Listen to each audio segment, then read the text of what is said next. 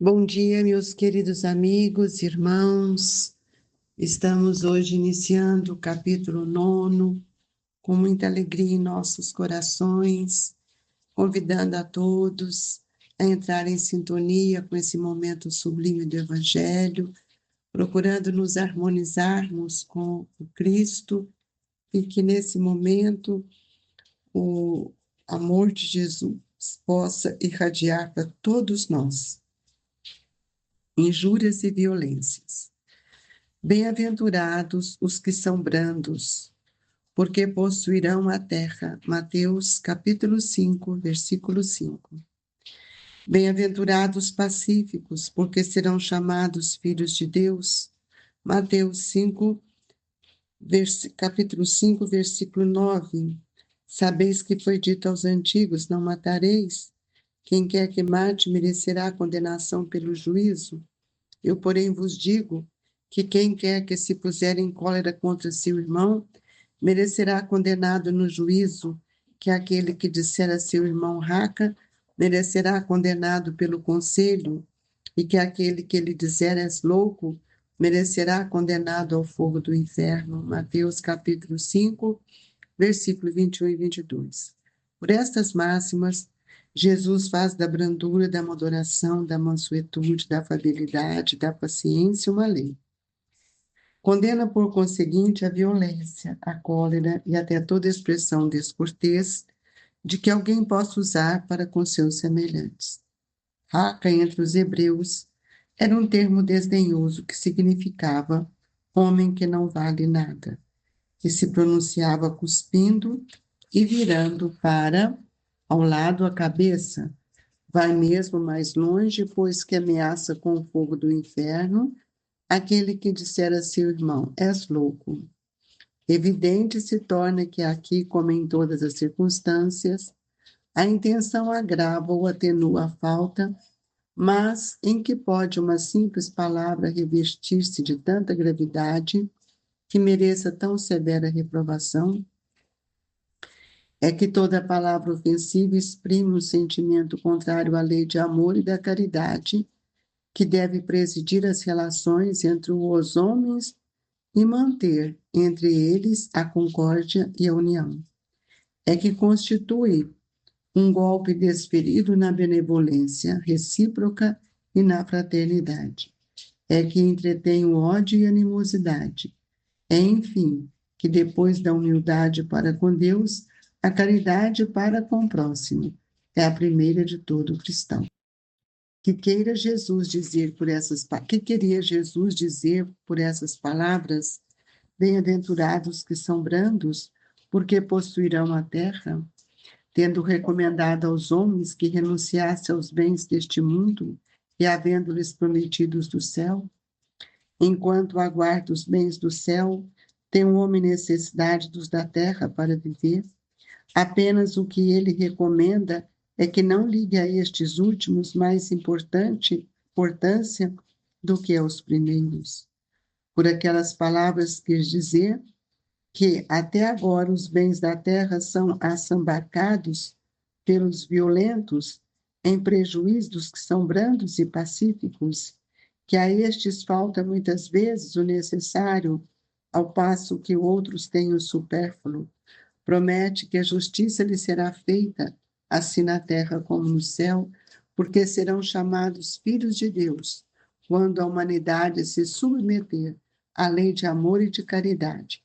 Deixará de haver egoísmo, o fraco e o pacífico já não serão explorados, nem esmagados pelo forte e pelo violento. Tal a condição da terra, quando, de acordo com a lei do progresso e a promessa de Jesus, se houver tornado o mundo ditoso por efeito do afastamento dos maus. Convidamos a todos a elevar os nossos pensamentos até Jesus, buscando no Mestre essa luz divina que há de nos amparar, agradecendo a Deus por tudo que tem nos dado e por essas oportunidades sublimes que temos recebido de entrar nos lares de tantos irmãos, convidando-os a orar conosco, procurando trazer a mansuetude e a compreensão do seu Evangelho. Assim, Jesus, estendendo as nossas rogativas aos enfermos, a todos que se encontram em seus lares, aos doentes, que eles recebam de coração aberto tudo aquilo que o Senhor tem a nos auxiliar. Que a paz e a alegria estejam conosco, que assim seja. Queridos irmãos, nós temos que entender que o capítulo chama bem-aventurados que são brandos e pacíficos. E depois vem falar sobre as injúrias e as violências. Nós mostramos que injúrias e violências são duas máximas. E Jesus faz da brandura e da moderação, da mansuetude, da afabilidade e da paciência uma lei, que é a lei do amor. O que são mansos de coração? Quando Jesus proclamou a felicidade dos mansos de coração, ele não se propunha de uma vez exaltar a ociosidade, a excitação e a fraqueza.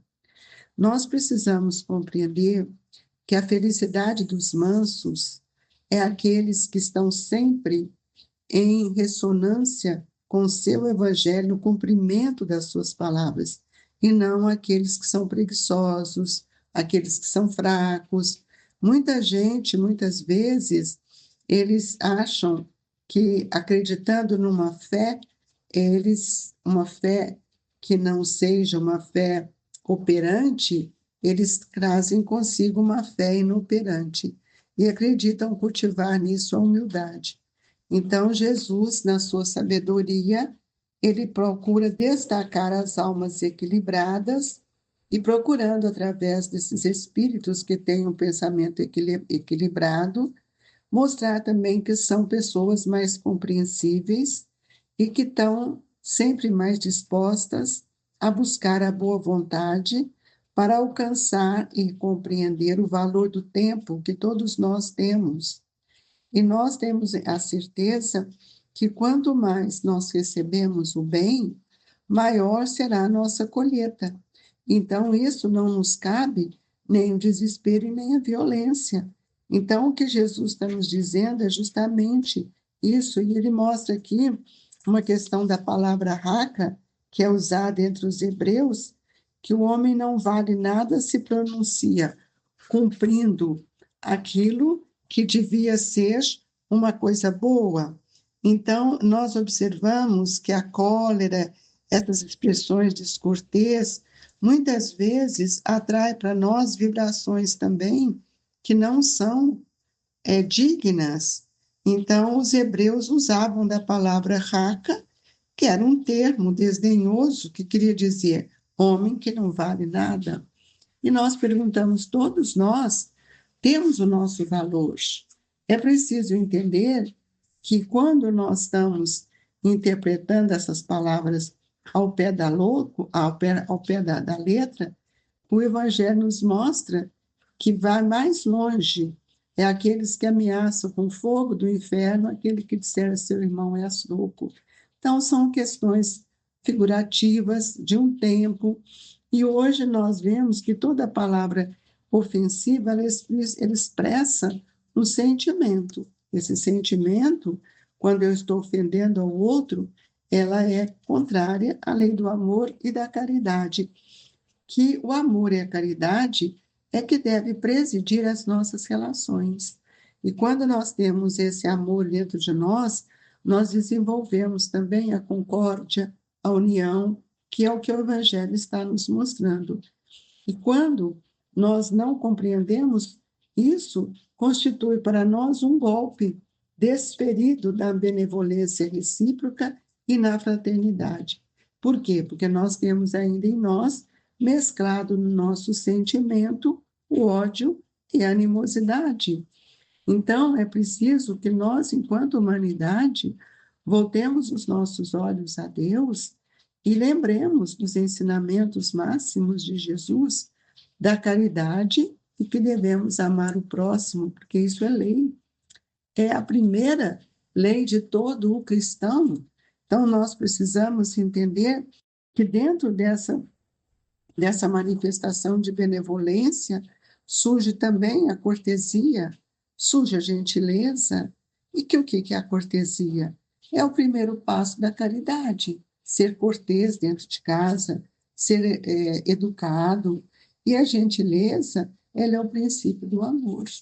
Então, por isso que são duas leis.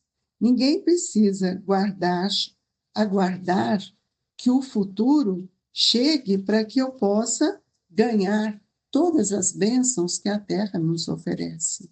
Não. Hoje nós estamos numa posição, amigos, de orientar os nossos irmãos para que nós possamos reconhecer os favores que recebemos, os talentos que cada um traz, e entre nós devemos cultivar, acima de tudo, a bondade fraterna, uma bondade fraternal que nos alegra. E o Evangelho, então, nos diz que Jesus queria dizer que essas palavras, bem-aventurados que são brandos, porque possuem a terra, tendo recomendado aos homens que renunciassem aos bens deste mundo e havendo-lhe prometido do céu, nós sabemos que não, né, amigos? Porque nós estamos na terra aguardando novas oportunidades sempre, todos os dias, para que nós possamos cultivar essa cortesia, que é a caridade, a gentileza, que é o amor, porque isso, se são leis, é o que vai fazer a base da nossa felicidade futura. Então, tudo aquilo que nós fizermos em função do bem do outro, nós estamos construindo essa perene felicidade do nosso espírito.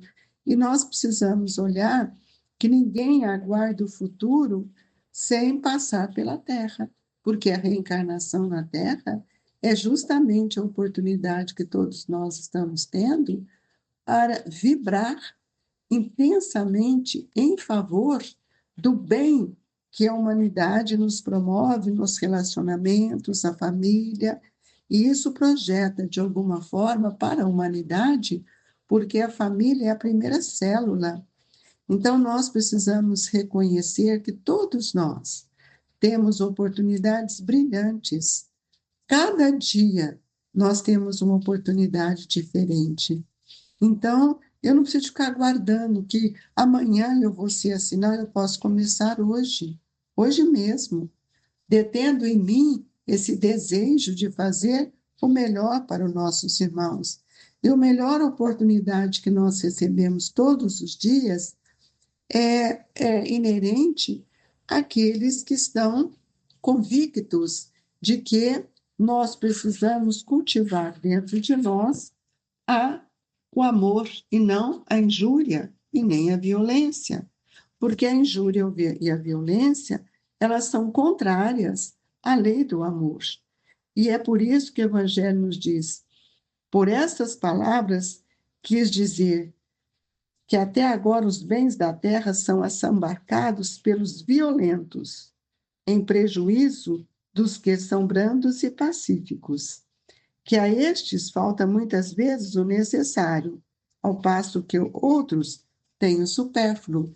Então, aqueles que querem ser violentos, que não querem saber do bem-estar do outro, não trazem essa mansuetude no seu coração, isso vai nos mostrar que estes irmãos nossos estão em outras faixas vibratórias, em outras condições, e nós temos a certeza que a justiça divina, ela é para todos nós, assim como na terra, como no mundo espiritual, porque todos nós somos filhos de Deus. E nós reconhecemos que nós estamos passando por um processo de evolução, e por isso nós estamos buscando conhecimento que nos acalma e que traz para nós o desejo de mantermos um pensamento operoso no bem. E é assim que nós vamos conquistar ou vamos trabalhar conosco, nossa intimidade, esse estado de tão grandioso que é a humildade e a confiança que gera em nós sempre uma tranquilidade maior. Então, o espírito que ara a terra com Jesus compreende que o pântano pede socorro que quer dizer isso? O Espírito que ara a terra, o solo dos nossos corações, e compreende que aqueles que estão encharcados de raiva, de violência, eles estão pedindo socorro. E que socorro eu posso dar? Nós vamos ver que esse socorro, ele vem a tempo em tempo certo, quando nós podemos trazer o adubo da caridade, da benevolência, no silêncio de cada atitude que nós fazemos. Então, muitas vezes, nós somos surpreendidos pela grandeza do amor que modifica a estrutura mental do espírito. E quando a humanidade se submeter à lei do amor e da caridade, ela vai dissolver o egoísmo. Não vai existir egoísmo, porque a caridade é o meio que nós temos para aproximar do nosso irmão, auxiliar o fraco, o pacífico, que já não serão mais explorados nem esmagados pelo forte e pelo violento, nos diz Kardec. Então, toda a condição da Terra, de acordo com a lei de progresso, é para que a gente possa caminhar em direção às promessas de Jesus. Se houver tornado o mundo ditoso por efeito do afastamento dos maus. Esse é o nosso papel, irmãos. Nós precisamos de venerar a verdade, não a veneração estática, ociosa, mas nós precisamos entender que toda subida evangélica, ela depende do nosso esforço, porque com esse esforço é que nós vamos aprender a auxiliar todos os nossos irmãos sem nenhuma distinção. Então, que cada um possa abraçar com seu roteiro divino, com a alegria de quem pode fazer o bem cada dia mais a benefício de todos. E um dia, todos que te cercam, irmãos, todos aqueles que te acompanham, todos aqueles que receberam, eles entoarão para você o cântico das bem-aventuranças que o teu coração escreveu e compôs nos teus atos aparentemente pequeninos de fraternidade e sacrifício, mas tudo isso em favor dos outros em sua jornada de ascensão à divina luz. Possamos este pensamento ser verdadeiro em nós, para que a gente saia dessa situação da injúria e da inviolência, porque isso não pode nos pertencer mais. E nesta manhã sublime e radiosa, queríamos agradecer a Deus pelo seu Evangelho que nos leva a refletir. O Evangelho que o Cristo nos ensinou, que é o retrato divino do Pai, desse Pai amantíssimo que olha por todos nós. E assim, nesse momento do passe, possamos ser envolvidos em luzes, em vibrações de amor, de paz, de muita alegria.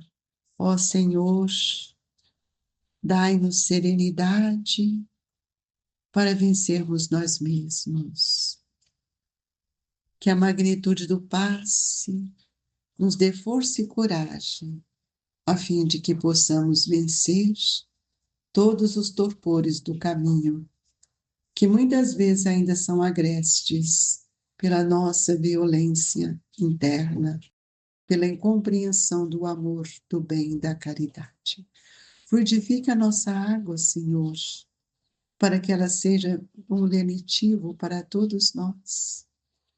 Acalmai-nos, Mestre, e que todos recebam a luz do seu Evangelho com serenidade.